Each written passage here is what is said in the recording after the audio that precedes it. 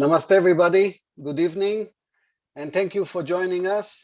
The Indian Jewish Heritage Center, together with the Cochin Jewish Heritage Center in Navatim, are very happy to host for our 82nd talk in our Heritage on Zoom program, Dr. Zmira Israel, that will tell us about the Jewish girl from Bombay, her story.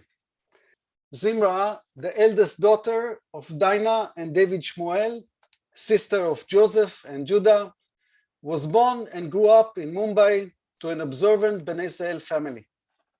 She graduated high school from a convent which had no more than 4 Jewish girls, and later on obtained her bachelor's degree in microbiology from the famous St. Saviour's College in Mumbai.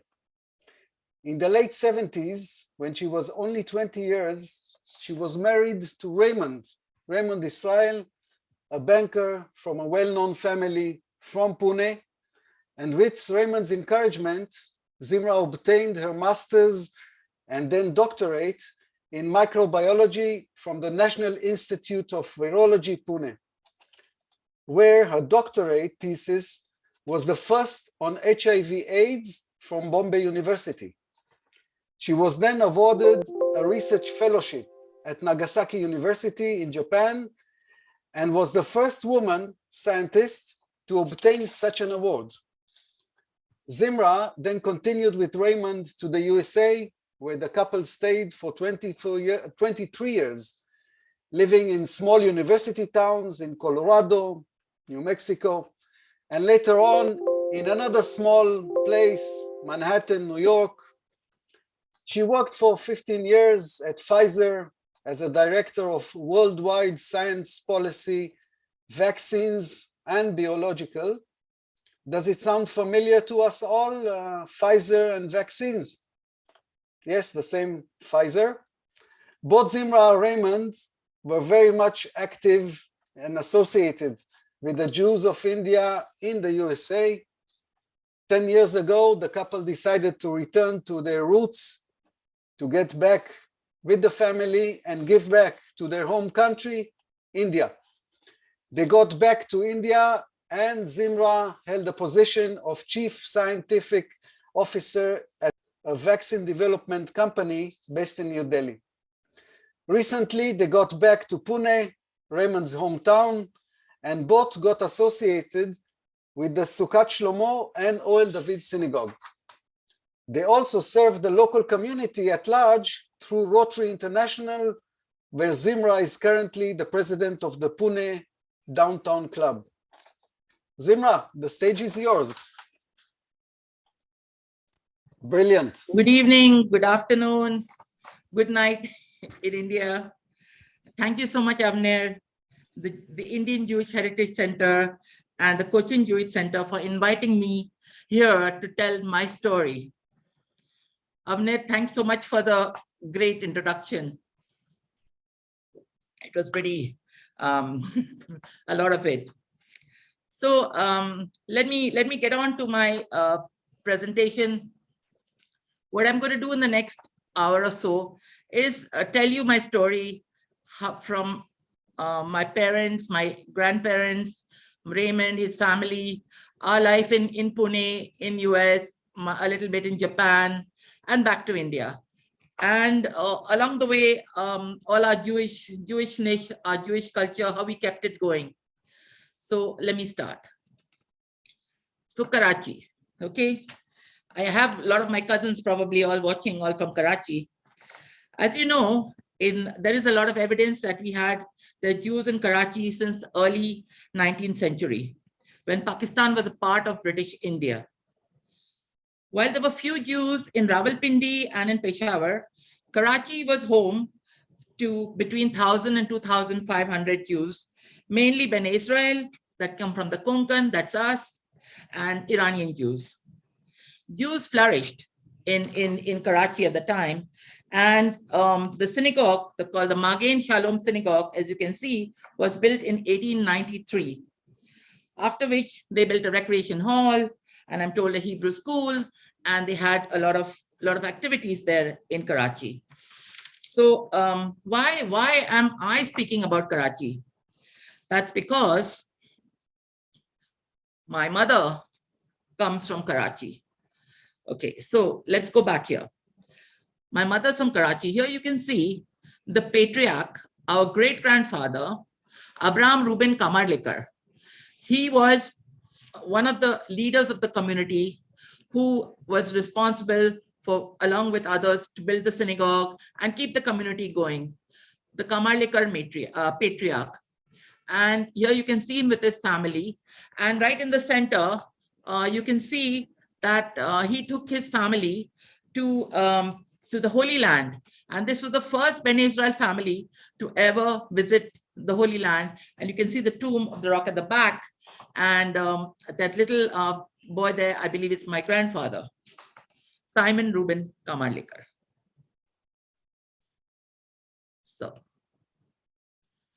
So now we come to my grandfather. So Abraham Reuben Kamarlikar, his son, Simon Reuben Kamarlikar, our grandfather. He is here. He was a leader of the Jewish community, the Karachi Jewish community, a daring, helpful personality. Unfortunately, as I may say, we were living in India and they were in Karachi. We never got to meet them. So basically, I don't know too much of my grandfather very well because of the conditions between India and Pakistan. We've seen them as kids, but not really in the work, had good times with them. So my grandfather, he was very daring and helpful. So these are some of the stories told to us by my mom and my uncles, that there were Iranian prisoners, Jewish Iranian prisoners in Karachi, and my grandfather went to the authorities and brought them out on his word, and brought them and had them do Yom Kippur prayers, and took them back in the evening and left them in the prison. So they believed him, they trusted him, and he was supported till such time that things were going well in Karachi for the Jews. So now, as you can see here, this is my grandfather. He was an engineer at Imperial Airlines. You can see my mother, Diana. Here you can see her with her father, her mother, and her two brothers. This was later on in life. Brother Ben, who migrated with his family to the USA, to Los Angeles, and his another brother, George, who migrated to Israel with his family. And my grandmother, Miriam, she came via India and went to Israel. They migrated to Israel. So basically, this is my mother's family. I must say that I got to be more with my Uncle Ben's family while I was in the United States, but never saw them as kids, never met them much. And my uncle's family, George's family, George and Auntie used to come to India, but the kids and others, again, I met when we visited Israel. So this is the tragedy of everybody living in different parts of the world. Okay, nevertheless, let's get back. Here's my beautiful mother, Diana. This is around 45, 46, when she was a young girl. Not young girl, she must have been, around 20. And she was very beautiful. And my mother was, although she was not educated much, because at the time, living in Karachi, I don't think girls were sent off for education, higher education. She was a great badminton champion. And I'm told by everybody, and especially with my uncles who I meet, who I've met from time to time, they're no more now, that she used to be the great champ, play with her brothers against everybody. And she was the champion in Karachi among the Jewish community. So now, what happened? Now around, everybody was happy, hunky-dory in Karachi, things went on well. Then the British decided to leave India, and the partition started to happen. All the problems started at the time. And in 1947, my grandfather, he was working for Imperial Airlines, and he decided, I cannot keep my daughter in Karachi anymore. So he packed her off to Bombay. around 1947 with my uncle George, who used to be in Israel. His family is in Israel, and her mother Miriam. And from what my mom and my uncle told us is that the plane, they only had 4 people, the pilot and the 3 of them. So they pulled out stuff from their home and they started to fill the plane up so that they could, fly it into Mumbai. And then the plane landed in Mumbai. The airport was very small at the time. It was Santa Cruz Airport. And my father was a customs officer at the airport. Now, everybody thought my father was very fair. He looked like a Parsi. They did not realize he was Jewish. He looked like a Parsi. And my dad was looking at my mom, and he had already seen her. And a few months or so later, as you say, the proposal went, and they said, this girl has come from Karachi, you must get her for David, blah, blah, blah. And my dad said, yeah, I've already seen her. So then they were married in 1948 at the Magen David Synagogue. Those are my parents, David and Diana Samuel. So my mom's now from Karachi into Mumbai. Now we have forgotten a lot about Karachi. We are back in Mumbai. So here is my dad. My father, David Judah Samuel, we were known as Pugaukars. As you all know, for the non-Jewish people, when we come from the Konkan, we take the name, our name, as we also take the name of the village. So some people use it, some people don't. And my father, David Judah Samuel, from the Pugaukar family, at the time, he was a double graduate from St. Xavier's College. And he had joined, he had a very good job in the Bombay Customs. He lived with his family. We lived together. His brother, Issachar Samuel, was also in the Bombay Customs. So they used to call them the 2 brothers in the customs, the Samuel brothers. My father was also, had joined the Grand Lodge, the Masonic Lodge. And he was very active over there. And he rose to a very high position in the lodge for many years. And through that, actually, we got to know a lot of people, his colleagues in large places. And I think the idea of philanthropy, joining an organization and giving back in a combined manner came from there, from my dad. And I think that was when it all started. And my dad, as you can see in the middle, he's an observant Jew. My dad and uncle, they worked for the customs. It was a government job. They worked on Saturday, but they said their prayers in the morning, and then they went by whatever way they had to go, did their thing, came back, kept kosher, and everything happened just how you would live in a secular country where you have to manage your job, your Jewish life, etc.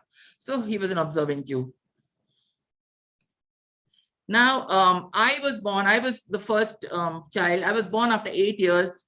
So it was a very big deal for the entire family, for my dad, for everyone. I think on the right, I can't see. This is my grandfather, Simon Ruben Kamarlikar, and my mom, and that's me. And here you can see my naming ceremony. If you can see that the Hazan is Cochini. I remember this Hazan. I remember his name also. He, maybe when I was about 8 or 9 years old, he and his wife migrated to Israel. And he was associated with the Share Rason synagogue. I still remember this. So, I mean, and my dad is on the other side of my grandfather here. And these are relatives. And this event was, my dad overdid it probably, named me Zmira. And there were a lot of attendees, a lot of prayer. It was in a big dance, in a big event. And when I went to Israel to visit, not maybe 10, 15 years ago, there were people who would say, oh yeah, we came for your naming ceremony. So, I mean, that was what it was. Here's my childhood. My mom with my 2 brothers. I was the oldest, Joseph and Judah.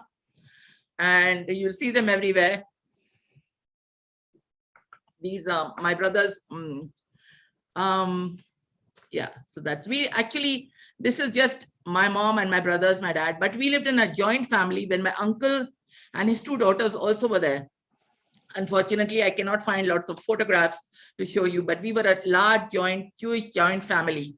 And that is from where our roots came from. We lived in Mumbai, just next to the mosque. The Jews on one side, the mosque on the other side. And it was an amazing thing. We knew all the Muslim prayers, we knew everything. So that's called diversity and secularism. Then these are my teen years. You can see that I, being the girl, was in a convent school sent in Bandra, very close to where we live. I could not go out, but my brothers, Judah and Joseph, was packed off to St. Mary's Mount Abu, a boarding school, because they were spoiled in the house with too many people, and my dad wanted to give them the best education. And for me also, my education was very good, but as it was the case at the time, the girls had to be close to the family. No going out, no staying away, no staying in hostels. And that actually was a big disadvantage for me. If I had not married Raymond, I would not be on my own ever. It's very difficult. So here's my dad, and this was at their 25th. It was at their 25th wedding anniversary. And I was probably in my second year college. My brothers were in the boarding school at the time. And here in this picture, you can see me. And as I said, there were only 4 or 5 other Jewish girls. But in my class here, this was the other Jewish girl, Sharona, who is now in Israel. So that is, and as most of us know, that even though we were in such a tight convent education, we were able to keep our Jewish identity. No one ever asked us to convert. No one ever asked us not to take time off on your holiday. It was very, very different, very, very nice atmosphere we had with the nuns, etc. Then time went on, and I went to St. Xavier's, Mumbai, the same college that my dad went, my uncle had gone, my cousin Margaret had gone. And Xavier's is the best time of our life. I got my BSc in microbiology. My friends are here with me today too. These are the bonds that we always make as children, and they go on forever. So this is Xavier's. Now, I'll talk a little bit about our Jewish upbringing. Now, while we were all doing all our secular things, my dad's family actually came from a building called Busheri building. I'm saying this because there may be some people in Israel who may know this. It was in Umar Khadi, right in the Muslim neighborhood and Jewish neighborhood at the time. And then they moved to the suburbs in Bandra. Khar, actually, they lived there. But the relationship with the association with the Share Rason synagogue was always there. That means for all high holidays, festivals, everything, they would ship us, take us in a car, taxi, whatever, they would go all the way there. And then one day, what happened was that it was raining, I believe.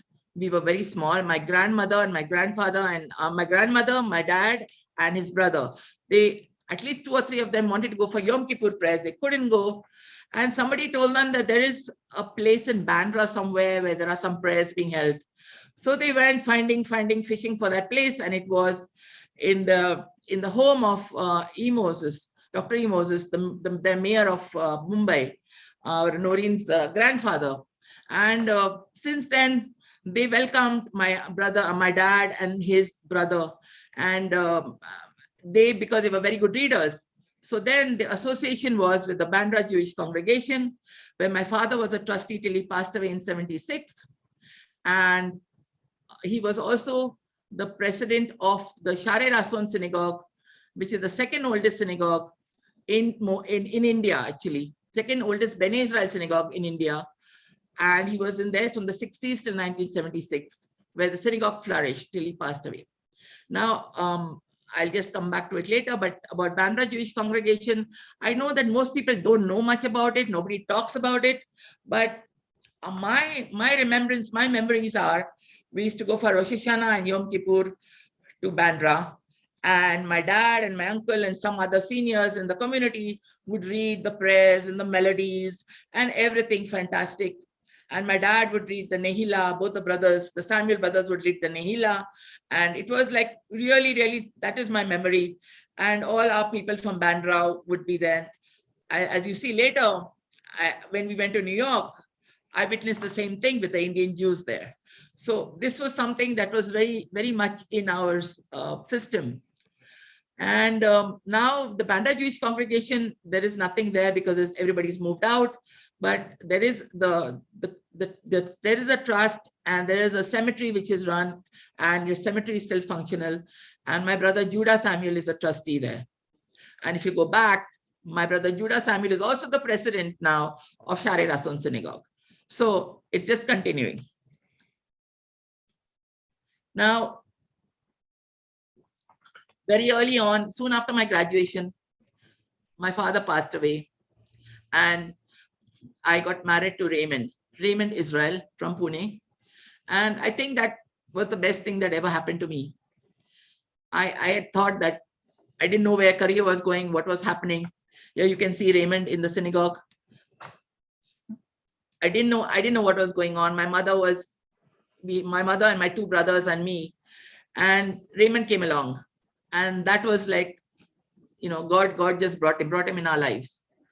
And here you can see my uncle in the top picture. On the left side is my dad's brother. He had come for our wedding, for our engagement actually. And that's Joseph, my mom. And below is Raymond's family and my grandmother Miriam in the middle.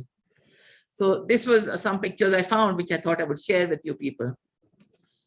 And then this was the Israel family home in Pune. This is where I came to. On the left, you can see this is the home I came to in Pune, in Khadki. And right now I'm speaking from the same place, but it's just a building. It's not the bungalow anymore. I'm in the same place. So, and this is where where I came, and this was a bungalow, and spent about 13, 14 years before we went to the United States. You can see the Magen David on the right side on the top. This was a Jewish bungalow, and in this area, we had a few Jewish families staying around. Nobody there anymore, just us. Now, let me come to Raymond's family.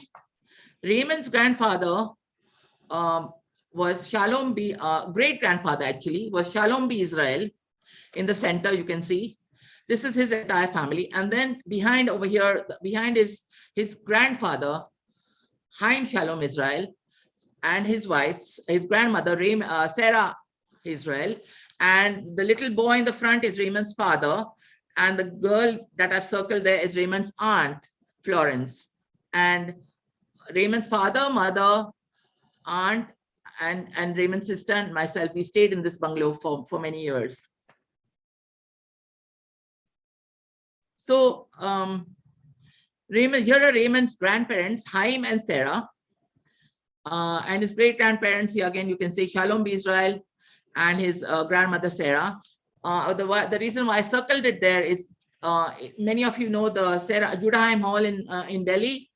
She is the daughter of Dr. Judah Haim.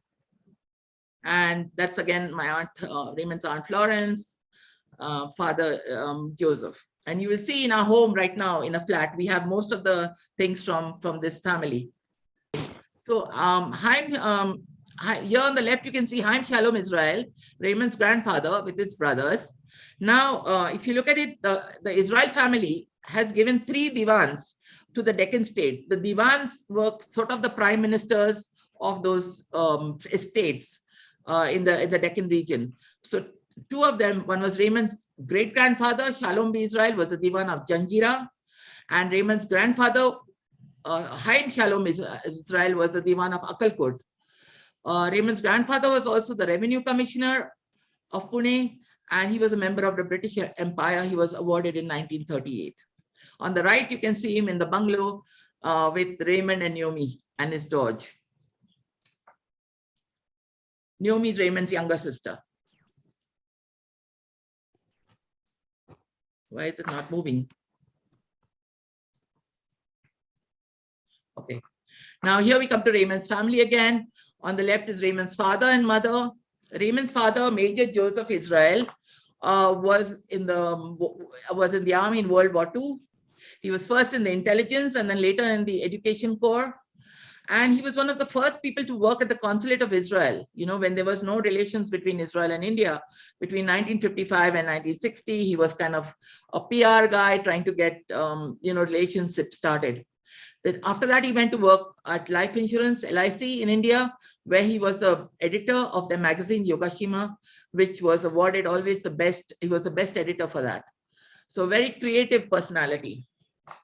That's Raymond's father and mother, Josephine. And on the right side, you can see Raymond's maternal uncle, Sydney, with Prime Minister Jawaharlal Nehru. Just some pictures I found. Now, here's what happened. I got married, I came to Pune. I thought life stopped because in those days, Khadki was in Pune was like there was nothing here. And I come from Mumbai, from people, and I see nobody, only bungalows and another one far away and another one far away. So life sort of stopped. But it was Raymond who pushed me into doing something. And somehow through a government job, I landed at the National Institute of Virology. I think most people in India know about the National Institute of Virology. It's a well-known, world-famous institute. And all the RT-PCR testing, all the vaccine strains, everything virology is being done here. And on the right side, on the top, you'll see my guide, my mentor, Dr. Khurshid Pavri. She was the first woman director of ICMR Institute. Actually, she passed away only last month at the age of 94. And that's me sitting as a young scientist. She encouraged me to do my master's and PhD with her. Master's was in hepatitis and my PhD was in HIV, where I was able to get a lot of credit, did a lot of good work at the time. And as Abner had mentioned it, mine was the first thesis from Bombay University. Then, and on the right side down, you can see while I was doing my master's, it just occurred to me that I need to go to Japan. I like the country. So what I did was I just went and wrote to some scientists over there. And lo and behold, I got a fellowship. They said, you come, stay here for 3 months, 6 months, however much you want, and do whatever you want. And there I was working with these Japanese scientists, not knowing a word of Japanese. It was extremely difficult, but they made my life so easy. And I'll never forget that time. That was the first time I ever left the house and went out. My mother was very worried, but my husband said, no, she can go. So that was the very first time I left home. And on the left, if you see, next to me standing is a scientist that came from UCLA, actually. And he said to me while we were doing some research, when you get your PhD, why won't you go to America? I said, no, why would I go to America? I got everything in India. And then the next thing you know, my husband is like, no, we are going, because he had a very good job. But he said, no, we are going. We'll make our life. The train has come to the station. We have to take it. And that's what happened. We took the train and we went on, not knowing what's going to happen in future. We landed in Fort Collins, Colorado. This is a very beautiful university town, lovely place. That's Raymond cleaning the car from the snow. And my job was to start working on HIV vaccine development by using macaques and monkeys as a train. And that's where we had a great time in Colorado. We loved that place. The snow, whatever, we loved it. So let me tell you a little about the Jewish life there. It's a not so Jewish place because you don't find so many, there's no Jews, and especially a Jew coming from India out of this world, nobody. So the university had given me an Israeli host family, which I was very thrilled about. And there was only one synagogue, which was a reformed one called Congregation Har Shalom. And she took me there, we used to go there, but it was a reformed synagogue. If you think, I'm coming from an Orthodox background, from an observant background. And for the Sefer Torah, they're asking me to carry the Sefer Torah. And I'm like, no, I can't. And they're saying, why? I just couldn't understand, because this was my first time out of the country, my first time in a different area. And after that, I got a little used to what Reform Judaism was about. So what I did was, and they wanted me to, in this town, teach the youngster the Indian culture. So what I would do is go on Sunday school, teach them, and be familiarized with them. And this was really how we spent a lot of our time. Also did a lovely Indian Shabbat, made some Indian dishes for them. And then being a Fort Collins, being a university town, I know now there are a lot of Indian restaurants there, but at the time there was nothing. And there were students associated with the university and Indian student families, as well as the Masonic Lodge.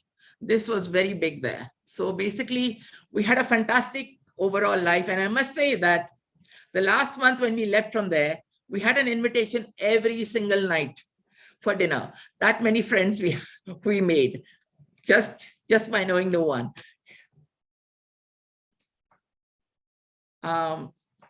So now, then I had to move on, right? This was only for 3 years. So the guy who brought me to America, I mean, who decided that I should work with monkeys and chimpanzees, I started liking it because what happened was it was giving me answers. I could know what if the vaccine is going to work or not work. I don't know if everybody knows, when you first have a vaccine, you first do it in the lab in your tissue culture tube, then you go to mice, and then you go to, if depends on the disease, you go to monkeys, and then you go to humans. So I was at monkey stage. Later on, I went to the human stage, but that is the stage I was at. Okay. So now I don't know if many people have heard about the New Mexico, about the Holloman Air Force Base. There's a Holloman Air Force Base in New Mexico. And in that base, they have a regional primate center. These primates were brought there initially to do space research. Okay. Then after the program, Ham, the first space chimpanzee, actually went to space from there. And the other chimps that we were working with were all the babies and the relatives of Ham. And they have it is so fascinating if you look at it. They have daycares, they have a boy has a blue clothes, the little baby chimp girl has a green, and they have a dog taking care of, just like a daycare for babies. And we would do our research there. Of course, we never killed any animals. We just looked at evaluated vaccines over there. And this was run initially by the NIH. That's the National Institute of Health. And so it was a great time for us, small time. And I know any relatives would come or anybody would come visit us. There was nobody there, but we loved this place. And it was a home of the stealth bomber. I think a lot of Israelis would know that. We would drive down, and on top of us, little bit, you'd see the stealth bomber flying above us. And here also what's famous for in Alamogordo is the white sands. It looks like snow, but it's actually sand. And a lot of movies have been filmed over there. It's actually gypsum. So that's the story there. Now, again, my Jewish life in a very small town, 35,000 people was the population of Alamogordo, New Mexico. And there was no synagogue. Now we land in Alamogordo. Raymond, my husband, is like, I go with the job and then he finds his job. That was our modus operandi. And he says, now what do we do? So he went through the phone book. In those days, there was a phone book. He went through all the names he could find, like Cohen, names that he could recognize were Jewish. He started making phone calls. And he said, okay, a few people responded. And he said, come on, Shabbat at our place on next Friday. And lo and behold, about 20, 25 people landed in our one-bedroom apartment for Shabbat. And they came from all parts, from all over the place. And just because we wanted to have something Jewish, we did this. And then later on, they themselves started getting organized, and the Air Force Base would help a lot of the Jewish people to carry out their whatever they needed. Like for Yom Kippur, there was no synagogue in Alamogordo, so they would give us their vans to drive to Las Cruces. And there we had like free services. You don't pay for it there. So that was what they used to help us with. And for Passover, they gave us all the Seder, or they gave us all the wine, they gave us all the matzah, and they told us, do a Seder with the entire local community. That is Jews, non-Jews, everybody. So I got a bit nervous. I said, now what? If these people, you ask them potluck, they're going to bring stuff that we can't eat for Pesach. So I sat there cooking for this entire community. And it was a major, major event. So anyway, we did it. It was great. It was all over the newspapers, and, Jewish life was being, emphasized in this little small town. And then they decided to form, after we left, the Khai Desert Jewish Congregation. I don't know if it still exists, but that was what it was. So you needed Jews from India to go to Alamogordo to get the American Jews together to start a congregation. That is what I'm saying. Now, let's move to the Big Apple.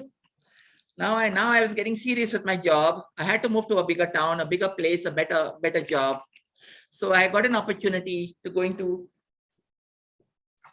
the NYU Medical Center. And we over here again, I was working with this, again, HIV was very big in those days. I mean, it was huge. You name it and you got money for it. And the passive vaccine development, and everybody now hearing about monoclonal antibody development, that was at the infancy then. And I started working there. However, the reception we got in New Mexico, in Fort Collins and Alamogordo, New York, was absolutely intimidating. Nobody was ready to help you. Nobody knew what was happening. Everything was so expensive. It was very scary. Then I called someone, some friend between you. I said, we are in New York and I don't know, I think we need to go back to India. That was after living for 5 years in America, we thought we are getting back to India. He said, no, wait, call this person. And this person happened to be Sam Daniel. Sam, you're there, I think. Sam Daniel. Sam said, no, you've come from here, this, that. Call this person.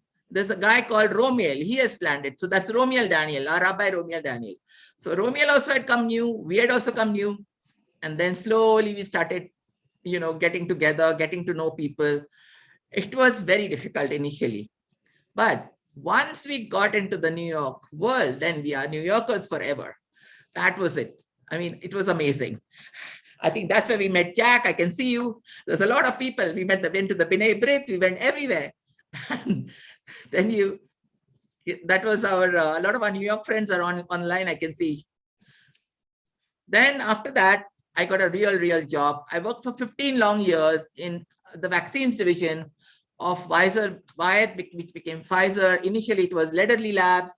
That is the lab where the polio vaccine was made. Okay, initially. So this lab, this place was amazing. It was the same lab, and Pfizer actually bought off Wyeth. Now, I mean, this 15 years, I started as a scientist working on HIV, then went on to clinical, then went on to science policy, public affairs, everything. What did it do? It gave me lots of friends. I could just pick up the phone and talk to a scientist anywhere in NIH, whatever position, no problem. And it was it just made me very confident. And the work was on HIV. These 10 years of this time, 10, 15 years, HIV research was at its peak. People desperately wanted a vaccine, but it was very difficult to get one.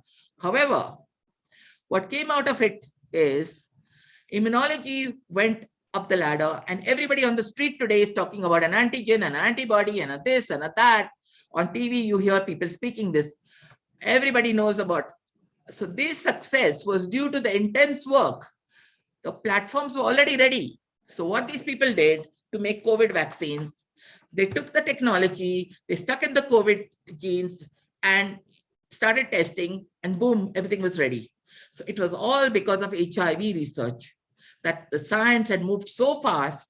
And I know all these people who worked, and my colleagues, my bosses who have actually worked on clinical research. Actually, my boss of 30 years, he said he's worked in vaccines, and COVID vaccination gave him such a results that it was amazing. So I think this was one of the experience that, that led me to enjoy my life there and job. And while I was doing all this, Raymond was, of course, in the bank and working in different places. A lot of things happened. 9/11 happened. We were, things went on, but life was great. So now we come to our Jewish life in New York. You can see in the middle, I put that. This is what the Jewish community gave us when we came back to India. And on the left, you can see our lobby of the building we lived in. And on the right, you can see every year for Rosh Hashanah, Erev Rosh Hashanah, after the prayers, Sam and Erna and somebody else would come over to my place for dinner. And I would cook Indian food, the real, what my mom used to make. No halwa though, but we really had a great time then. Here is the prayers in New York. So what we would do is, initially, I think the community used to go to Canada, or initially they used to have prayers there. But when Romiel and we all went there, we said, okay, and John Perry and Florence, and there were Sam Daniel, and there were several other people, Joy, who helped us, said that let's start prayers. John Perry, others, let's start prayers in Manhattan. So we would rent a synagogue. and do Rosh Hashanah and Yom Kippur. And that's when the family kind, the Bandra situation came in, because we would be men on one side, ladies on the other side, and everybody's talking to each other. It was amazing, just how we were in Bandra. And Romiel was also from there. I've seen him, all our people who were with me here. So it's so familiar. And here you can see the Simatora, that we are doing a little celebration, everybody's dancing. And it was really a lot of fun. And community living together. We didn't meet all the time, but just for festivals or something special we would meet. And then that's the, I think, Israel Day parade that the Indian congregation took part in. Then I lived in Manhattan, so I decided that there was an art students league in New York, which is 150 years old. I thought, it's a good stress buster. Let's start going there. So I did that. And in a couple of years, in 2 or 3 years, I was able to have an exhibition in Manhattan. And here you can see all our friends. Again, the same suspects are all there. You can see Romiel, Noreen, Erna, Sam, and some of other friends from the building. And this art show went very well. It was great and gave me a lot of encouragement. Here's some of my artwork. And I would just enjoy it because they were ladies, there were people who were in their 80s, 85-year-old ladies were my friends, and they would come and paint there. It was such a wonderful time. I would spend my Saturday afternoon painting at the Art Students League. It was great. And then I think this is one picture I found. This was arranged sometime in the late 90s, where Sri Vajpayee had come there, and I think it was John Perry, who at the News India group had invited the Jewish community there. And we nostalgic Indians wanted to meet our Indian leaders, etc., etc. And so we were all there. So I found this one picture. Then now we come to 2012. One fine day, I told Raymond, we decided we have been there, we've done that, we've done everything. Now what more is there to be in India? And we wanted to come back home to be with Raymond's mother and my mother, who was quite well then. And we said, yeah, let's return. We can give back a lot more to society in India, because people need us, they need our expertise, they need everything, they need our time. So let's go back. And within a span of few months, 3 to 4 months, we wound up and we came back to India. And we came back to our place, the same place we lived in. Nobody would believe that we are really coming back to India. But we did, and we are here now for 10 years almost. So basically, this is my mom. She passed away 2 years ago. So we wanted to celebrate and this was her birthday. My uncle and aunt had also come, and you can see the pictures with her cousin, Sarah Israel. I don't think I can see it in this. It's on the right side. And so a lot of celebrations with the family happened here. I mean, India is a great place because we have a lot of our family here. And my friends, these are all my school friends. If you see in the first picture in school, we are still together, everybody's here. And some of the old friends and the new ones that we made with the Rotary, they're all in this picture. I mean, we just enjoy life here. We do for society and we enjoy. This was our 40th anniversary celebration we had in Bombay and Pune, because we wanted to come back and meet with new people and get to know new friends. And so this is a Rotary group lighting one of the candles, and my college friends all down there. And a lot more pictures, but we had great celebrations. What Avner mentioned, I had a job for 2 years, which I had to give back. This was part of giving back to society again. It was a lab where vaccines had to be made for the developing world. So we were doing research to make a vaccine such that it could be kept outside without the freezers, because things are so difficult in India. So this lab was researching all this, and it was a very prestigious lab set up by Merck and Wellcome Trust. And I was the only woman there in the management, but it was in New Delhi. So I was the chief scientific officer. It was great. And now what I do is I still work in science, as in I'm a mentor for students, as well as at the universities I work as a student advisor, examiner, etc. Now let's come to our synagogues in after we have come back. So on the left side, you see we are still very much associated with Share Rason Synagogue. It's flourishing, doing very well. My brother Judah Samuel is the president. My other brother Joseph is one of the trustees, along with the others. The synagogue has a lot of people coming, and it's great, doing very well. But initially, when we were in New York, there were rumors that the synagogue is going to be sold. So I don't know whether they were true or not true. I told my brother that we need to do something about it. And he did something, and now the synagogue is there, remains with the community. And then the other synagogue that we are very much associated is the Sukat Shalom Synagogue in Pune, where we've been doing a lot of functions, a lot of activity, as well as the Hoel David Synagogue in Pune. So the Pune community goes to these two, and in Mumbai, when we go to Share Rason, not saying that we do not go to the other synagogues, but we're just associated with these. Here is a new Sefer Torah that came into to our Sukat Shalomo, and there's Raymond carrying it under the canopy. I remember, Noreen, and we did one in New York as well. We threw flowers, and the same thing we did here, and we did one in Share Rason too. So I've seen this about 3 or 4 times now. Great. Yeah, so here it is. So this is what I was telling you from 2014 onwards. My brother Judah on the left, he took it over and they redid the whole synagogue. It's like a boutique. If anybody goes to India, please go and visit it. Just visit it and see it.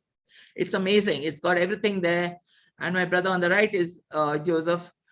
So my dad took care of it. Now my brothers are in it. So I think we have to maintain our tradition, our heritage. We cannot let it go. So although people are migrating, there's nobody left back in India. We somehow have to hold on to things. Here is the other synagogues, the other prayers. I think the one below is at some event where I was chief guest. The right is Hanukkah. The one in orange is Raymond's sister, Naomi, and a lot of our community. On top also is a lot of our community. And here's some of our events. On the right side, you can see Noah Masil and Sibia. They had come to Pune, and he was given an award, and he invited us. And for this Maharashtra Sahitya Parishad award that he got, I think it was a couple of years ago.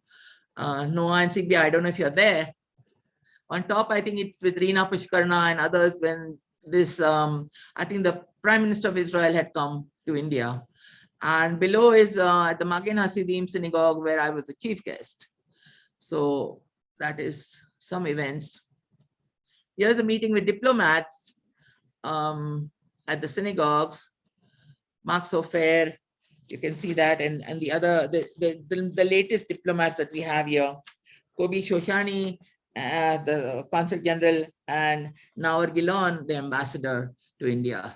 This just happened on Tuesday.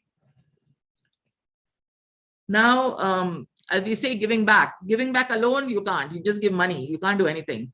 But Rotary is an extremely, extremely good resource, a good platform for us to give back to society. And you can see here, I've been getting awards. We have been giving vaccinations, having meetings, eye checkup camps, a lot of, disabled, special kids. So we have a lot of activities that we do in the Rotary, and we do a lot of collaborations with clubs outside Pune, abroad as well. We've had collaborations with clubs in Fort Collins. Looking forward to doing some collaborations with clubs in Israel.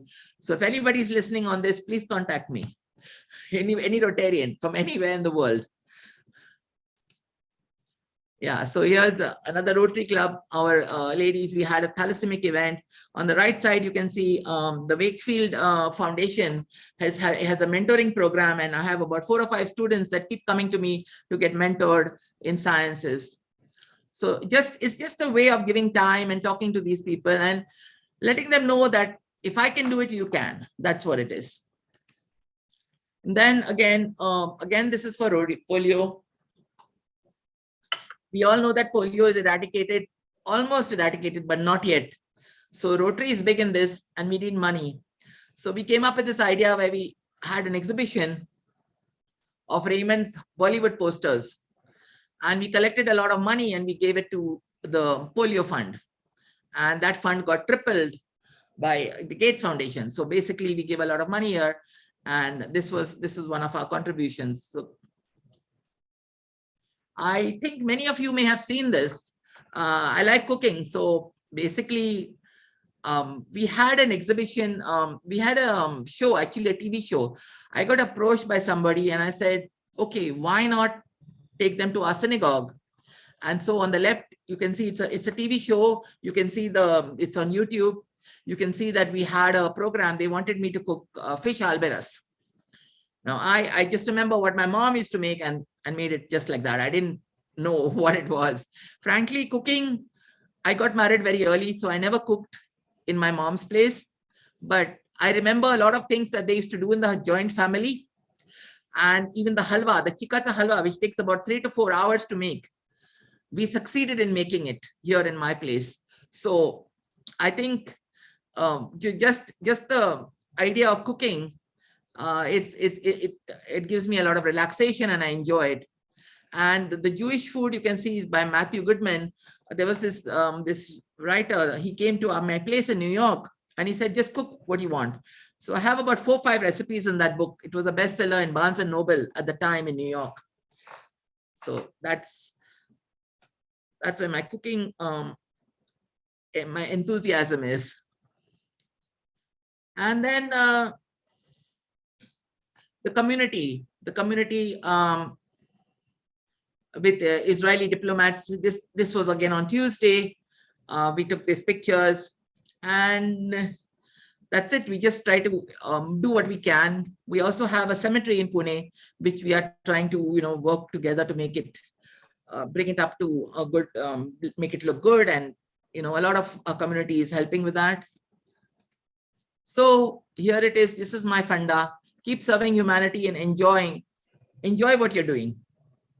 And I would like to thank my husband, Raymond, my brother, Judah, and Yosef Nagaukar for helping me with the pictures, slides, etc. Now I can open it up with questions. Great. First of all, let me say that you had an amazing life story. I see Ruben Yosef wants to ask a question, so let's unmute him. Okay. Yeah. First of all, I was born and grew up in Pune. Really? Pune for us. Okay. And my uncle is still in Pune. He still does the prayers at Sukat Shlomo Synagogue. What's his name? Nathaniel Moses. Of course. So when I come to Pune, I come to him. Absolutely. And but I wanted to, when you talked about giving back to India, I'm a wildlife ecologist. I'm a professor at Ben Gurion University in Israel. Okay. And I established in 2000 an NGO in Pune. Okay. We started out with conservation. It's my partnering with Professor Dr. Satish Pandey, who is a radiologist. And we established the Ella Foundation. We built a bird sanctuary at Pingori, outside Pune. Okay. And there he has built a huge clinic, doing a lot of medical services for free to all the villages in the area. My question is, would you be interested in my putting you two together? Yeah, and I would like to talk to you. Definitely. I have a lot of my Rotarian Cup friends already on the call. I can see them. Everybody's hearing. So I think we can, we are open to lots of things. Guys, I'll exchange your emails and phone numbers so you can stay in touch and continue the talk. Actually, in July, I'm going to take over as the president of our club. So the lot of the Rotary Club of Pune downtown. So also through the NGOs as well. And if you have any Rotarians in Israel, that becomes easier for us to do grants together. Okay, there is Rotary in Eilat. Yeah. And but I do know that most of his clinic was donated by Rotary Singapore. Yeah, you see, that's what it is. Yes. So I'll be more than happy to put you two together. Yeah. I'll get your details from Avner and contact you. And thank you for a very interesting talk. You're welcome. Thanks a lot. Zmira, it was really wonderful hearing from you and giving took us on the journey that you have taken. And Hare, yes. We have spent so many years together, Noreen, 20 years in New York. yes, Yeah, I know you from India, of course, and yeah. you married to the synagogue or the hall, prayer hall in In Bandra. Bandra. Used to sit together, and it was a very nice place. And I still remember the voices of your father and uncle chanting El Nora and that. Yeah. Jura And came now, to the synagogue here in New York. We asked him to chant El Nora, and he did it exactly the same voice as your father. So that yeah. brought back very beautiful memories. But I'm glad that you are returned back home, and I wish you and Raymond and Yomi good luck and all the activities that you are doing. I feel that your presence. Hashem wanted you to go there because some of the activities in the synagogue had reached all-time low, and by your presence and you coordinating with other members of the synagogue, you started motivating them to revive the activities in both Ohel David and Sukkot Shalomo Pratna Mandir. So whatever happens in our life, my conclusion is that there is already a preordained journey planned out in everybody's life, and you were one of the people who Hashem had, chalked out your journey in this manner. And I'm really, bless you in all your endeavors now and in future. Thank you. Thank you, Noreen, Romiel. Wonderful. Thanks.